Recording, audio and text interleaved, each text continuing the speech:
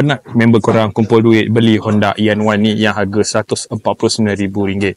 Tapi korang sebab buta kereta, tak tahu kereta ni HRV ke EN1. Jom tengok video ni, aku tunjukkan macam mana nak bezakan EN1 dan HRV. Okey, tempat pertama korang kena tengok grill depan dia. Rupa memang lain dan kau tengok logo dia. Logo hitam putih ni dan dia flat. Kalau korang mencangkung pula, ini dia. Logo ni pun sama juga. Hitam putih dan flat. Dan kalau kau tengok bawah lagi, nampak ni. Battery pack dia. Untuk bahagian belakang, rupa sebiji dengan Honda HR-V. Tapi dia ada dua beza, iaitu lambang EN1 dan juga ni tulisan HONDA. Dia dah tak pakai logo dah.